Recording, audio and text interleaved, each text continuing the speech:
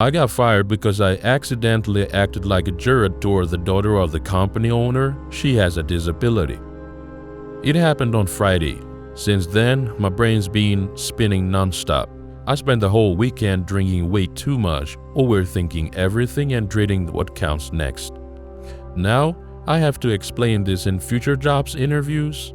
Yeah, that's gonna be fun. I'm sharing this not to vent, but to make sense of it all, because right now my head feels like it's been through a blender. So, here's what actually happened. I'd only been at the company for 3 months, still on probation. My role was in sales and advertising, mostly dealing with existing clients. I wasn't creating the big flashy ad campaigns. That part was for the senior managers and creative team. My job was more about keeping the clients happy and convincing them to increase their ad budgets. I liked the challenge, and honestly I was doing pretty well. I was hoping that if I proved myself, I would eventually move up and join the creative side. Then the company held its big quarterly party. Since we were their regional HQ, people from the other branches came in too. The owner usually never shows up, apparently. He's been busy launching a new brand somewhere, but this time he came, and he brought his daughter. Let's call her Amy, for anonymously. One of my co-workers quietly mentioned that Emmy worked at one of the other branches and that she has some kind of disability. He added, "You probably won't interact with her much just to be polite." That was fine by me. I always try to treat everyone with kindness, no matter what. Emmy did seem a bit different. She had a trouble expressing her thoughts clearly and some difficulties with movement. Our only real interaction happened at the coffee table. I saw her struggling to add cream and sugar to her drink and gently asked if she wanted to help. She smiled, thanked me, and let me finish it for her. While I was stirring the cup, she joked, "I hate coffee, but my dad makes me drink. Says you will always have to stay alert." I laughed and said, "Yeah, staying sharp is pretty important." Handed her the cup, and that was it. She returned to the office with her dad and stayed there for most of the day. I felt good about helping, like I'd done a small nice thing. After that, the day moved into team building games. Amy only joined one activity, the puzzle race, and she wasn't on my team, so we didn't really cross paths again. But that was just the warm-up. Neither my team nor Amy's ended up winning the puzzle race. No big deal. It was just the warm-up anyway. The real spotlight event was scheduled for later that afternoon, and everyone was hyped for it. Here's how it worked. Our manager gave each team a list of potential clients, real companies. We had to pick 3 and come up with creative ideas that could grab their attention. The only rule, be as original as possible. Creativity was everything. My team explained that we each had to pitch our own concept. It could be anything, a slogan, a sketch, a jingle, even a mini ad script. Once we all shared our ideas, we'd refine the best ones and present them together. And this wasn't just some fun party game. People took it seriously. Rumor was, in previous years, some of the clients from this list were already in talks with the company's owner. If he liked your idea, you might actually get a chance to help work with their brand. I decided to go to the musical road. I wrote a quick jingle, laid down some rhymes, and recorded it. Was it goofy? Yeah, but it fit the product. My team threw in a few suggestions, we polished it up, and then I finalized the version we'd submit. After that, I helped out a couple of teammates until the deadline hit. We all gathered in the big conference room to share and critique each team's work. The owner took the lead. He'd show us each submission, read the concept, and then open the floor for feedback. Some ideas were awesome and got lots of applause. Others were, let's just say, not as strong. But even those got laughs. The fun, harmless kind.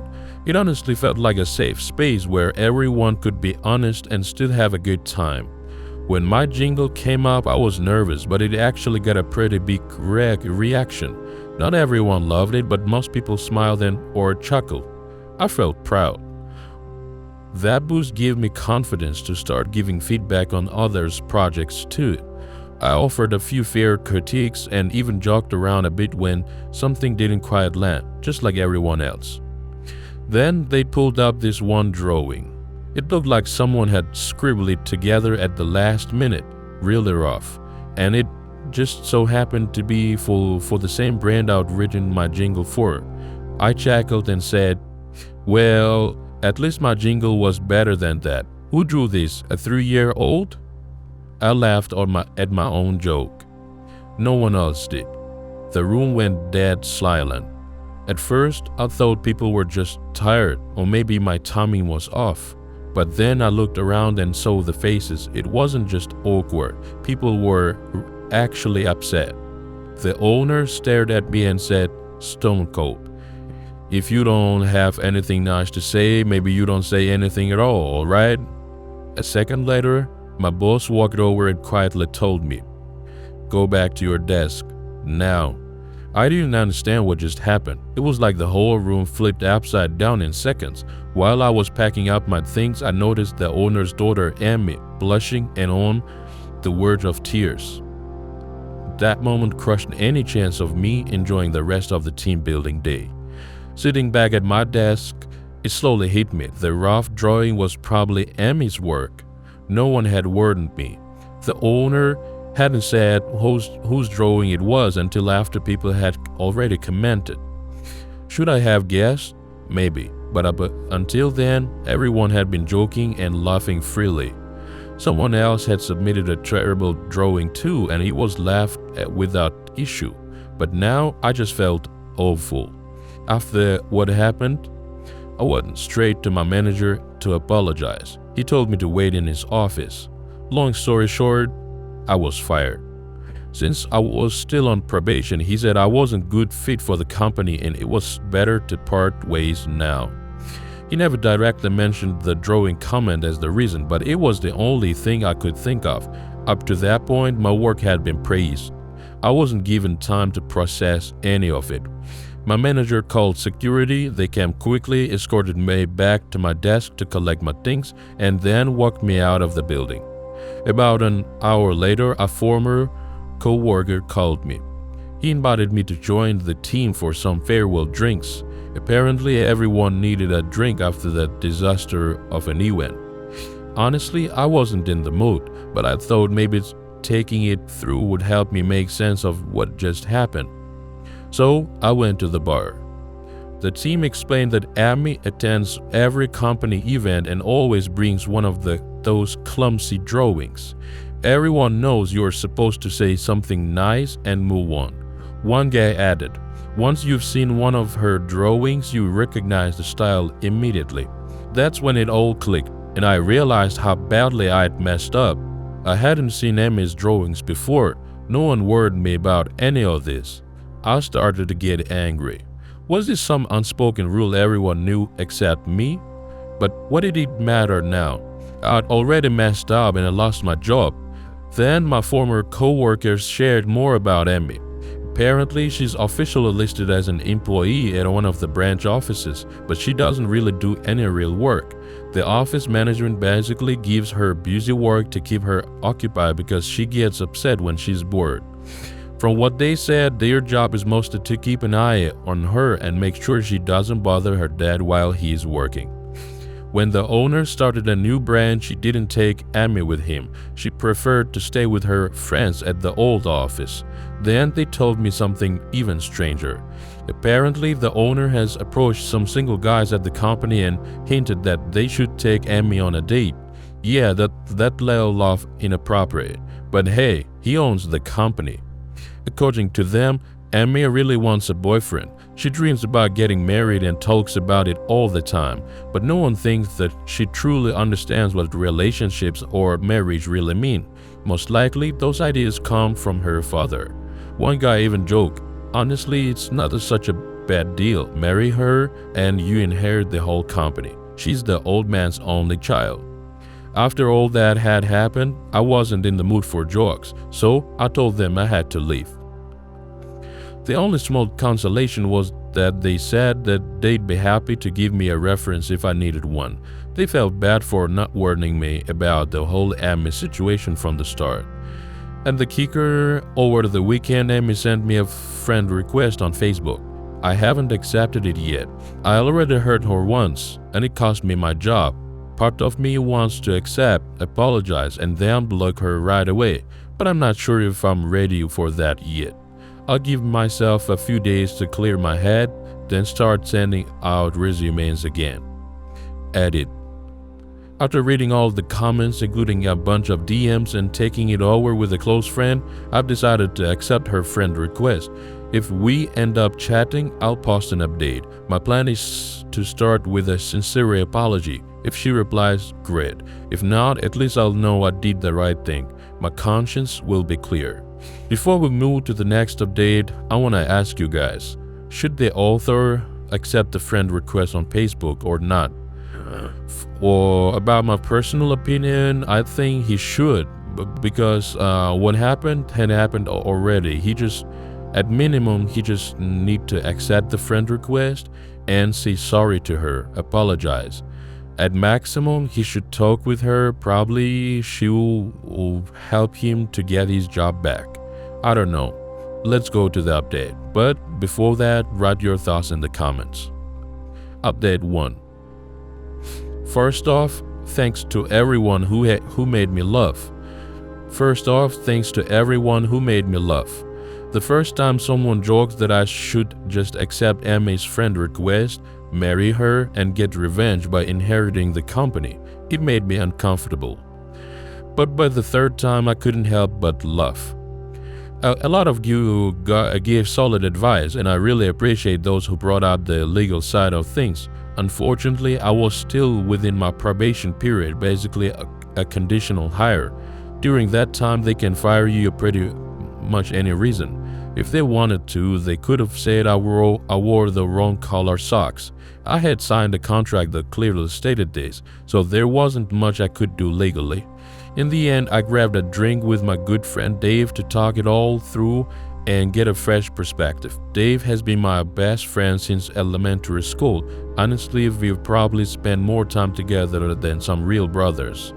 He looked me dead in the eye and said, accept the request, apologize, and clear your conscience, bro. I'm getting another round. He knows me better than anyone, and he knows guilt eats me alive. I originally wrote this post because the whole situation just wouldn't stop replaying in my head.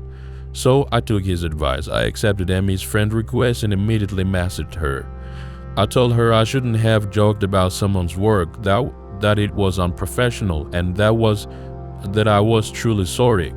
She didn't reply right away, but when she finally did, she thanked me for apologizing and said she sent the request because she wanted to apologize too for the fact that everything spiraled out of control and costed me my job.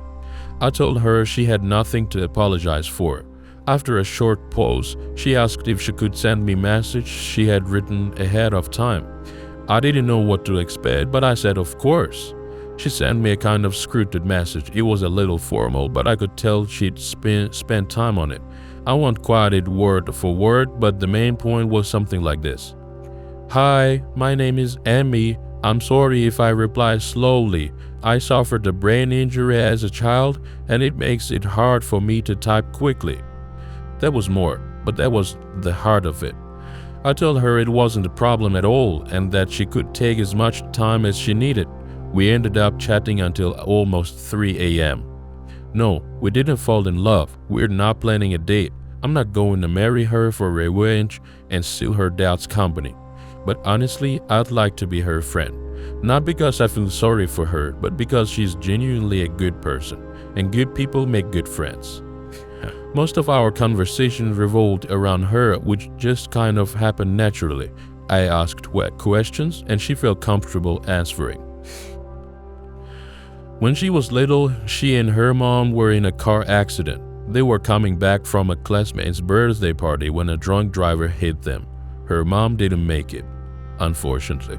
Amy suffered a traumatic brain injury that affected her motor skills. It's hard for her to speak clearly or do everyday things like get dressed or make coffee, and because of that, a lot of people assume she has an intellectual disability. She was put in a special education class, but she worked incredibly hard and eventually graduated from high school. She even wanted to go to college, and her dad thought it wasn't a good idea. Her life hasn't been easy. Social situations are tough, but by the time she's formed a complete thought, the conversations usually moved on. She can type but slowly, and most people won't bother to wait when talking face to face. She told me that sometimes when she's not at work, she carries around a tablet and pretends to be mute because it's just simpler that way. At the one point, we came back around to the throwing and my awful reaction. She told me that she honestly wasn't that upset about the joke itself. She understood that I didn't know. What really got her was knowing that everything was about to blow up and not being able to stop it or explain what was happening. She was heartbroken when she found out I was fired. She even tried to talk to her dad, but he wouldn't listen. She knows a lot of people at the company are only nice to her because she's the boss's daughter. At the branch where Emmy's work, she actually does have a few real friends, people who understand her better and don't treat her like an outsider. She told me that what hurts the most is feeling like she can't really contribute at work, but she genuinely lights up when someone gives her a task to do.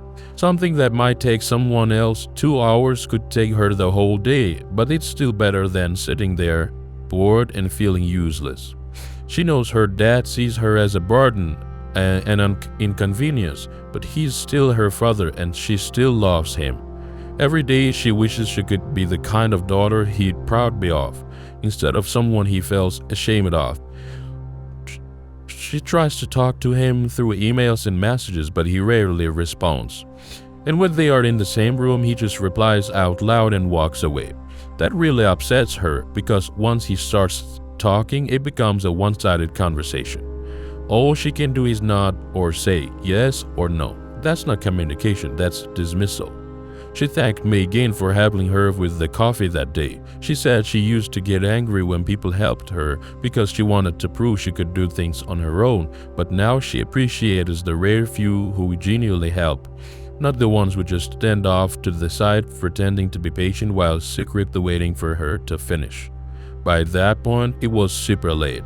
She takes a while to type out replies, and yeah, there are a lot of typos, but I can see why someone might assume she has some sort of intellectual disability. Hell, in my first post, I even called her behavior childish. That was my mistake. When she tries to speak quickly or emphasize something, her voice gets really loud, and it can come off more like an excited kid than an adult woman just trying to express herself. It's misleading, and I'm honestly ashamed I misread it that way. We wrapped up our conversation by saying we would chat again sometime. She asked if I had seen the first episode of House of the Dragon. I told her I had. She said she would watch it soon and wanted to talk about it once she had. I said I'd be happy to. That's it. That's the whole update. Sorry to disappoint anyone who was hoping I'd marry Emmy, take over the company and exact my revenge. That's not happening. But talking with Emmy genuinely helped me feel better. I still don't know how I'll explain this whole firing situation in my next job interview. One of you suggested just leaving it off my resume completely. Maybe I'll do that. I don't think there'll be any more updates after these, but at least now things ended on a much better note than where they started. Second update. Honestly, I'm blown away by how many kind comments I've received. I figured I'd share a quick update since so many people ended up reading what I initially thought would be a one-off confession, a way to clear my head after my life went sideways because of a joke that turned out to be not just inappropriate but deeply unprofessional. Like many of you advised, I've made a personal rule. From now on, at any future job, if I don't have something kind or useful to say, I just won't say anything at all. Lesson learned. So, here's the short update. Emmy and I talked again last night. She really liked House of Dragon. We talked about a few characters and she actually pointed out some details I completely missed, which means I'm probably going to have to rewatch the first episode now. Although, to be fair, the first time I watched it, my head was all over the place because of everything that happened. This time, part of our conversation was about me. I won't bore you with too many details. I'm not that interesting, but Amy is just a kind soul. She actually spent time looking job openings and sent me a few that were genuinely promising. I've decided to take the rest of the week off to reset, and I'll start the job hunt properly on Monday. I also learned a few more things about her. She currently lives mostly alone in the house she grew up in. Technically, her father still lives there too, but in reality, he spends most of his time in an apartment near the new company branch. Amy suspects and kind of hopes that he's dating someone, but he denies it. He pays the bills and visits every now and then. She also has a care worker who comes by once a week just to help if needed, but Amy says she doesn't really rely on her that much. She knows how to order things online, gets groceries delivered, and generally manages fine. Part of the reason she stayed all day at her dad's office during the company party was that she misses him. That hit me kind of hard. Update. I've started researching alternative communication tools that might help Amy. Turns out there are several apps designed specifically for people with speech or motor impairments. I'm planning to suggest a few to her. They are easy to install and could really make a difference in her day-to-day life. Also, huge thanks to the commander who mentioned Western Governors University. That seems like a perfect fit for Amy. It is fully online and you study at your own pace. Even though it's marketed mostly to people who want to graduate quickly, it's also great for those who need more time. I don't know all the details of her financial situation, but she did mention she gets a sort of allowance from her dad. Technically a salary for her work. It sounds like he's paying her through the company more as a stipend than a wage. I didn't pry it, but I'll definitely tell her about the university and let her decide if it's something she would want to try. Apparently she's been saving money, some of that money. She told me she donates regularly and helps out a local dog shelter. That was a compromise with her dad. She wanted to adopt a dog, but he didn't think she could care for one by herself, so she decided to volunteer instead. I was actually thinking about getting a dog myself, at least before I got fired. Amy even offered to meet me at the shelter if I decide to stop by, and said she'd help me choose one. So yeah, it's looked like I've met a friend, and maybe soon I'll have a dog too. This is pretty much where the story ends. Sadly, there haven't been any more updates from the author. That's pretty much where the story ends. Sadly, there wasn't any update after that, and it was very interesting to know what happened between them. But this story really hit me, and it was very emotional. Share your thoughts in the comments. Did this story hit you as well? So,